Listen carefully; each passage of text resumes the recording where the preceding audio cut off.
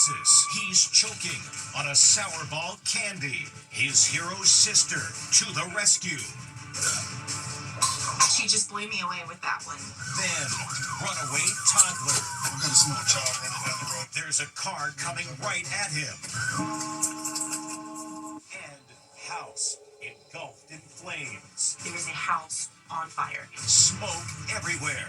Are there people? Are there children? Are there pets? It's a Halloween display. Does it go too far? And Fright Night USA. The TV show scaring Americans this Halloween. And as the world rejoices, does President Trump have a shot at winning this year's Nobel Peace Prize? If Trump does not win the Nobel Peace Prize, that system is completely corrupt. Plus, the 3-year-old son who found a live grenade in the front yard. Mommy, Daddy, look what I found.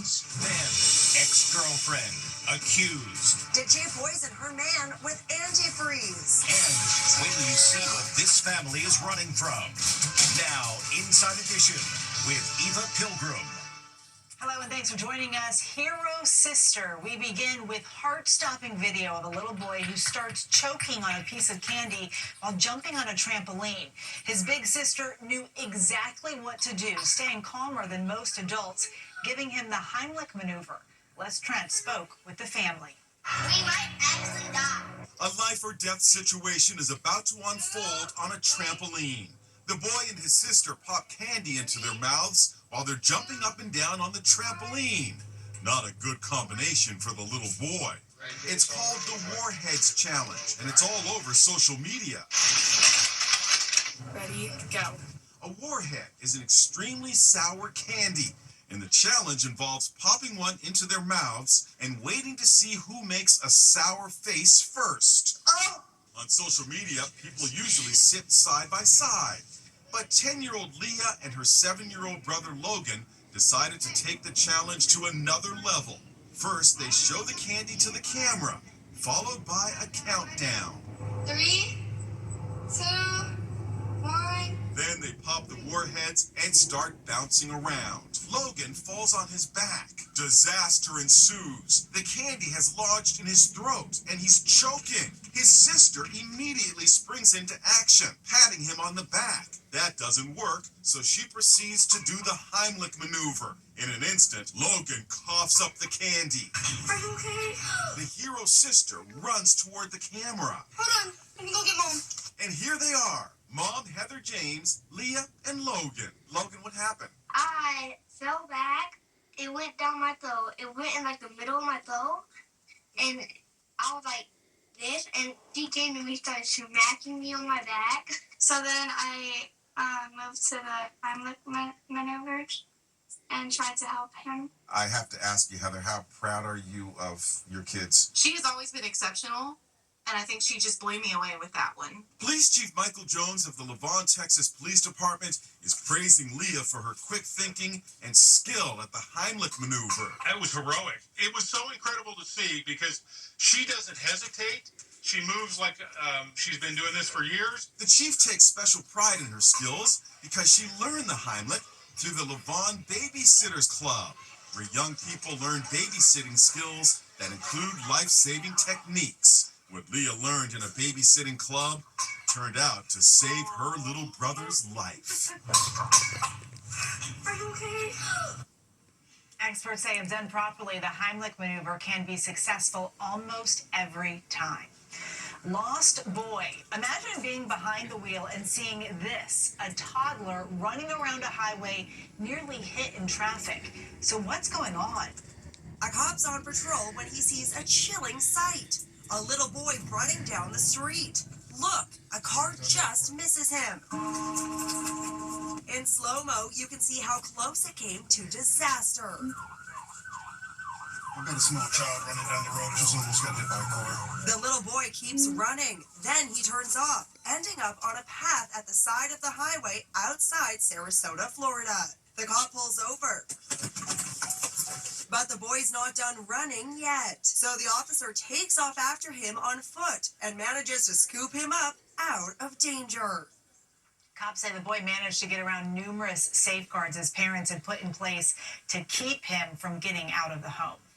A fire department was inundated with 911 calls. People who thought this home was on fire, but it wasn't.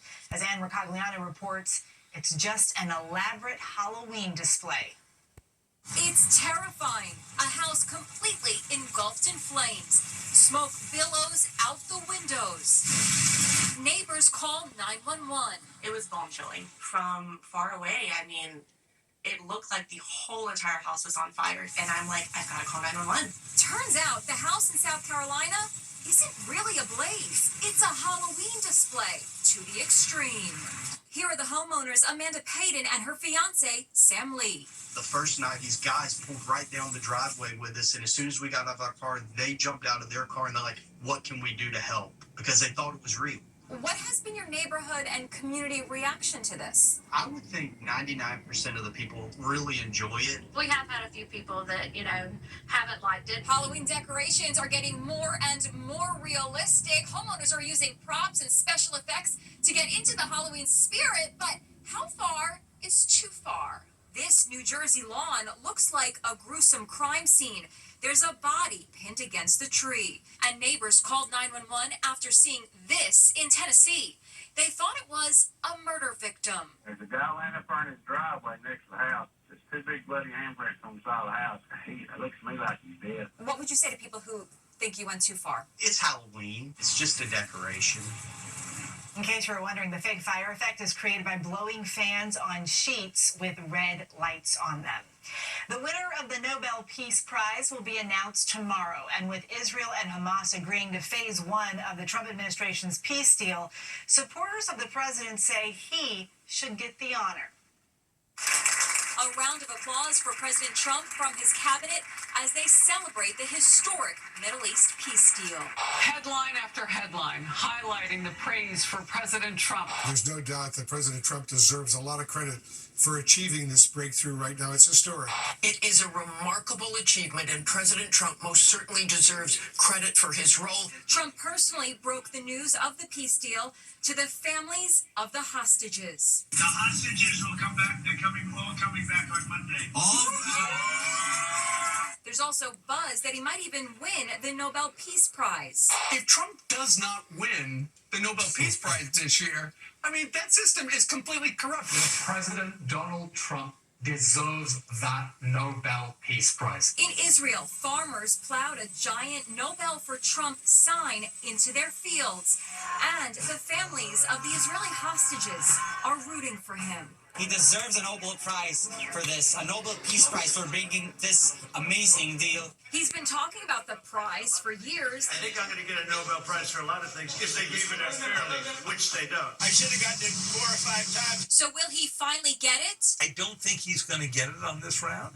But look, he can make this work. If all the parts of this come together, he would have as good a claim to that as many people who have won it in the past. The Nobel Prize winner is decided by 5 citizens of Norway selected by their government. Did she try to kill her ex-boyfriend? A woman in court accused of poisoning her ex's wine with antifreeze. Allison Hall tells us what happened.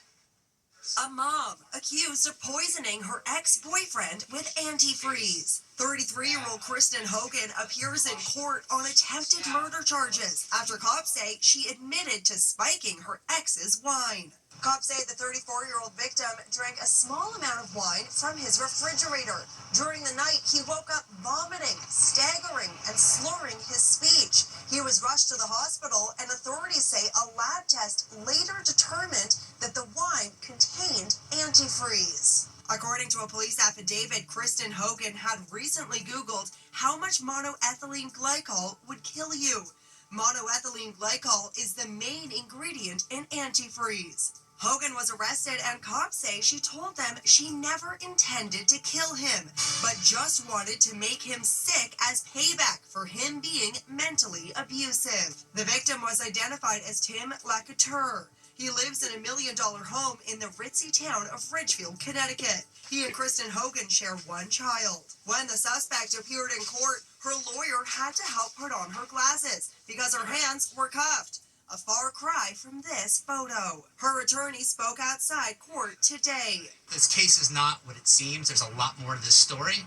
We can't really get into more details than that. What we do know is Kristen is a loving mother. She cares about her kids more than anything, and she's looking forward to keeping this case moving and resolving it. Kristen Hogan's lawyer says she plans on pleading not guilty. A little boy and his family had just moved into a new home when the toddler found something in the front yard. As Les Trent reports, they were shocked to discover it was a live grenade. Imagine your sweet 3-year-old boy walks into the house carrying a live grenade. He's like, Mommy, Daddy, look what I found. Jim Murray spoke to shocked parents Zane and Amanda Gilbert. He was holding a live grenade. How does that make you feel as parents? Terrified. The family had just moved into a new house outside Seattle.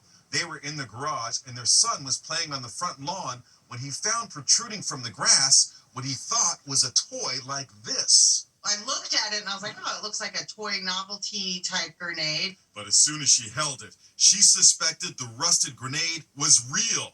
She called the cops. My 3-year-old son just brought me a grenade out of my yard. Okay, don't touch it anymore. When the sheriff got there, he instantly took 3 steps backwards and said, ma'am, please put that down. That's a live grenade. And your son was holding it. It's eating us alive. Here's their son, Damon, today. It could have ended in disaster.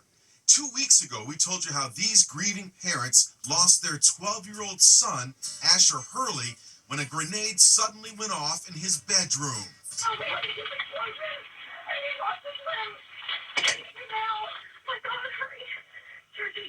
I knew he was dying. Asher was playing with what was thought to be an inactive dummy grenade, but it was real. It had been gifted to his father, a World War II history buff.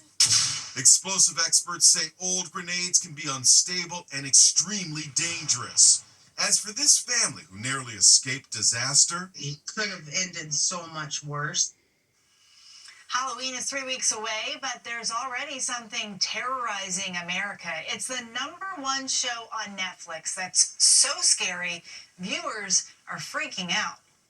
They're terrified, hiding under the covers. They can't believe what they're seeing. So what's going on here? I don't know that I can finish this. They're all watching Netflix's new hit, Monster, the Ed Gein story. The gruesome true story of the serial killer from the 1950s, who slaughtered women and robbed the graves of freshly buried corpses to steal body parts for his sickening private collection. The Netflix movie is meant to scare, but it might just be too much for some viewers. Let me just tell you something about this show. Do not watch it at night. This might be the scariest one yet. Gein inspired, to my mind, the 3 most terrifying horror films of the 20th century. Harold Schechter is author of Deviant, the shocking true story of Ed Gein, the original Psycho. Yes, Gein-inspired Psycho. And also the Texas Chainsaw Massacre. And The Silence of the Lambs. Just like in the iconic Hitchcock movie, Gein had a bizarrely close relationship with his mother. Only a mother could love you. When she died, he started looking for her replacement. You were just following me, weren't you? Ed Gein died in 1984 of respiratory failure. Next, is this the deadliest train in America? Why has it struck and killed so many? Inside Edition's special guest correspondent Brooke Baldwin investigates. Tragedy on the tracks. And wait till you see what this family is running from. Inside Edition with Eva Pilgrim will be right back. It's being called America's deadliest train. Inside Edition's special guest correspondent Brooke Baldwin tells us why. It may be the most treacherous train in the nation. Why? Records show this high-speed passenger train, which can reach 125 miles per hour, has killed someone every 13 days on average. Trouble on the tracks when a car and a Brightline train collide. A collision involving a car and a train has workers in Pompano Beach involved in a complicated rescue. This is the most recent disaster when a grandmother drove through the gates. Her car was obliterated. It happened on the Brightline passenger route, which runs between Orlando and Miami. It's being called the deadliest train in America, and for good reason. More than 180 people have reportedly been struck and killed by the Brightline high-speed train since it started in 2017. Darren Brown was once a conductor for Brightline. He says he still struggles with the fact that in his 6 years he operated for Brightline, his trains struck and killed 16 people. In 6 years, I've had 16 fatalities. He says more complete fencing around the tracks could prevent further tragedies from happening. Where this fence ends, there's not another fence for over 20 miles. There just needs to be more fencing in more congested areas. These grieving family members all say their loved ones were struck and killed by a Brightline train while walking on the tracks and never realized the high-speed train was coming right at them. Attorney Todd Baker represents the families. What can you do? You can make it safe enough. You can make it mistake-proof. And if you make it mistake-proof, no one's dying. What's your message to Brightline? They say it's not their fault. Protect the lives of the people that live around your track. Don't they matter? Brightline has not been found at fault for any of the deaths and says their trains are safe. They say they follow all rail guidelines and are continuing to implement additional safety improvements. They also say, though tragic, all the fatal train strikes were the result of illegal, deliberate, and oftentimes reckless behavior by people putting themselves in harm's way. Coming up, why this family is running for their lives. Now, a scary run-in with a bear.